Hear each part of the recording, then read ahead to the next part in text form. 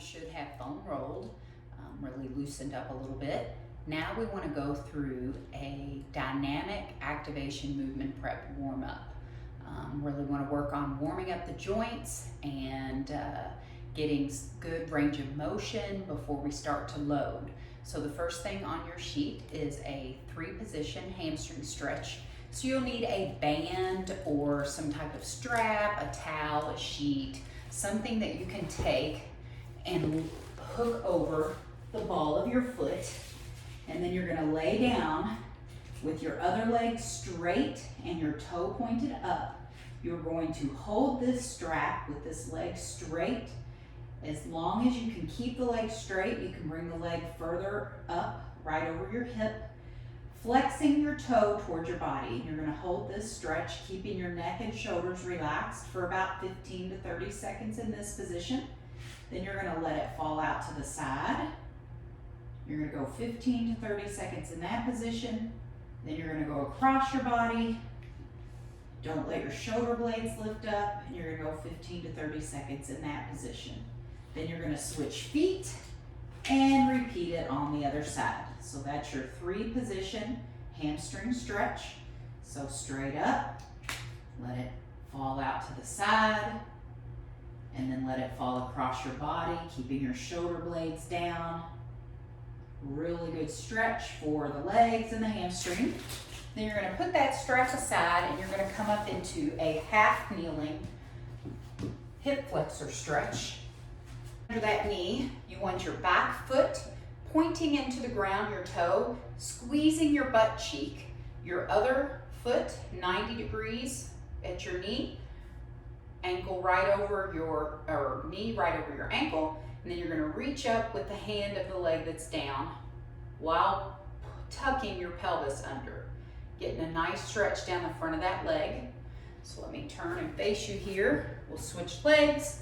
So again, nice square, hips pointed forward, tuck the pelvis under, squeezing your butt cheeks, and then reach up to the sky with the arm of the leg that's down. Then you're gonna go into an open, half kneeling ankle move. So you'll return to that other side, take your leg out to the side, and then you're driving your knee out over your toe. Big thing here is to make sure that your heel of that foot stays on the ground. Let me see if I can get further away. So you don't want this heel to raise up as you drive out. So it's very important to have good ankle mobility for squats and lunges, but mainly really for squats and really with anything. So open half kneeling ankle move. Then we are going to go down on the ground for our prone sphinx position. So this, you're up on those elbows, sphinx position. So you're relaxing through your legs and hips, your pelvis is on the ground. I want you to get tall through your shoulders and your chest, puffing it out, getting strong, pushing through the floor. And you're gonna keep your eyes open and give me 8 head nods. You should kind of feel your upper back trying to stretch. Then we're going into 8 side to side rotations. When you rotate, right now I am looking for my right heel of my foot. Then I'm gonna come back to center. Then I'm gonna look for my left heel of my foot. And you'll notice that I stay tall through the chest, but the shoulder I'm looking away from kind of dips down. So we're working on getting some thoracic mobility in that upper back. After that, we're gonna go into a prone cobra. And that's where we come on up onto our hands, relaxing through your hips and pelvis, and then drop back down. We're gonna do 3 5 to 10 second holds here. Just kind of getting that back stretched out.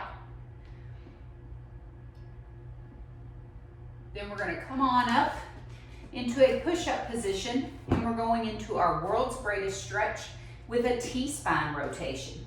So hands directly under those shoulders, nice tall plank. Bring your left hand foot outside your left hand, dip your elbow down, and then rotate open. into a T-spine rotation. Then bring that hand down outside that foot and pull back. Then we'll put that foot back where it was and go to the right side.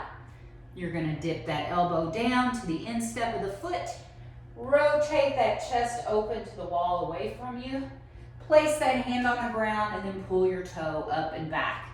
So you'll see you're getting a total body stretch and movement here. You're gonna do 5 each side. Then we're gonna go into a little bit more of a dynamic movement. To really get that body fired up, we are going to do a walkout to shoulder tap on each side to mountain climber on each side. And we're gonna repeat that for 5 rotations. So you're gonna start standing tall, feet right under hips, bend over, touch your toes, walk your hands out, shifting weight up onto your shoulders. Nice strong plank position. Keep your body solid, touch each shoulder, bring each knee in, and then walk yourself back. So repeat that one more time. Fold over, touch your toes, walk your hands out. 1 shoulder tap each side, you're reaching for the opposite shoulder. 1 mountain climber each side, and then walk it back. You'll go through that rotation 5 times. Then we're gonna go into toy soldiers. Opposite hand to opposite leg. Big thing here is keeping those legs nice and straight. You're kind of turning on the hip flexors, the core a little bit, getting some movement through the arms, working on cross patterning in the brain. Big thing here is if you can't touch your toes, at least make connection with your opposite arm to opposite leg by touching your shin or wherever you can reach. And then lastly, I've got you working into a lateral lunge. So for our lateral lunge, you're gonna stand tall, step away, come back up, step away, come back up. So the leg you're stepping away from stays nice and straight. You're sinking down, butt towards heel of foot, and then coming back up. And yes, your torso does fold over just a little bit, and you're really getting good blood flowing through the muscles and the legs. Now you are ready for your day. You're ready for your workout. You could even do this as a morning routine to just kind of get you moving. Day A core is going to be a hollow hold for 45 to 60 seconds, followed by a single arm farmer's walk, 60 seconds on each side. A quick demonstration, your hollow hold. You lay down on your back, you're kind of tucked up here, and then you're gonna reach out all your limbs as far as you can and as close to the ground, keeping your back down and tight, and keeping your shoulder blades off the ground, keeping your abs tight. You're gonna hold this position for 45 to 60 seconds. Hopefully you can make it the full 60, and that's what you're doing. Then you go to exercise 2. You find yourself a nice heavy kettlebell, or if you're limited and only have dumbbells, that's fine too. You're gonna pick you up a nice heavy weight, get solid through your body, and then walk nice and slow for 60 seconds.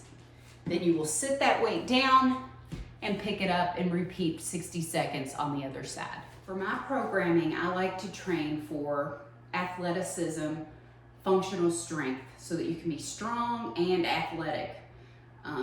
What I like to do is approach it with a total body approach to keep fat burning and just build muscle. So I've put you on an undulating periodization program. So each time you do the workout, you're going to be doing a different set and rep scheme.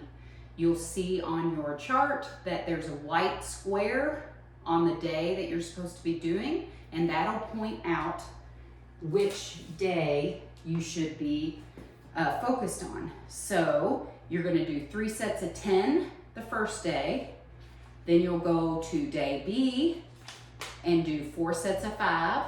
Then you'll come back and you're doing 2 sets of 15 of day A, over to day B, 3 sets of 10, then back to day A for 4 sets of 5, then back to day B for 2 sets of 15. And you're gonna repeat through that cycle.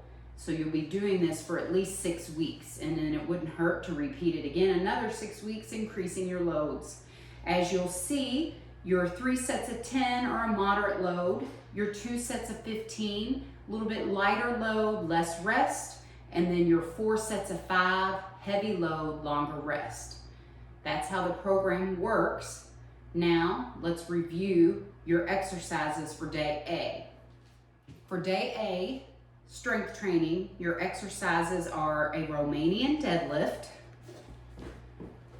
This one you can do either with a barbell or dumbbells. You start at the top of the deadlift position, feet under your hips, and your shoulders roll back and down. Pretend like there's a towel under your armpits, and then you reach back for the wall with your glutes, keeping your back flat, shoulders tight and engaged, and then come back to standing. So I've got 2 fairly light dumbbells here just for demonstration purposes, but you'll make it heavy. If you have a barbell, you load that barbell up and hold it the same way, keeping that weight close to your body.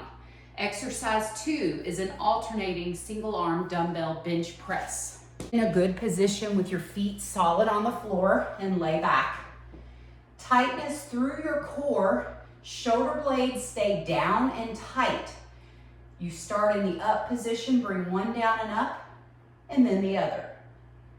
This alternating dumbbell bench press keeps a little bit more tension on the non-working arm while you're holding it up, and it gives you a lot more working through your core. When you bench press, be sure that as you bring the weight down, your wrists stay over your elbows. You're at like a 45-degree angle, kind of creating an A with your body. And then when you come to the top, you can rotate them to touch. Then we have a deficit reverse lunge. So this is where you put your front foot up on a surface, maybe just an inch deep, maybe just a plate, and then you step back into a reverse lunge. The big key here is that you have to be able to achieve full range of motion in just a flat reverse lunge, and you have to continue to get that full range of motion where your back knee goes to the floor in a deficit. Otherwise, there's no point in doing the deficit. So how this works, I've got a step riser here. Your front foot is on the riser or a plate or something that just gives you a little bit more depth. Back foot is going to drop down almost all the way to the floor, lightly tap it, and then come back up. You can load goblet style, or you can hold both weights down at your side. So those are your 4 exercises for strength day A. At the end of each strength day, you're going to do a complex. A complex is you take an instrument and you run exercise to exercise to exercise without stopping before you take a break. So today we've got a kettlebell complex, and it's going to go 6 reps of each exercise before you stop and take a 2-minute break and repeat it up to 4 times. So your first exercise is a kettlebell clean to squat. So when you're getting in that clean, you want that kettlebell back between the midsole of your foot. You're gonna clean it up with your hips and then squat down, come back up. Return the bell, clean, squat, come back up. Then you're gonna go right into a nice strong hinged bent over row. Then we're gonna stand up tall, go into a nice strong overhead press. Then you're gonna hold on to your weight and you're gonna step into a lateral lunge, 6 each side. So I like to do all 6 on one and then go into 6 on the other.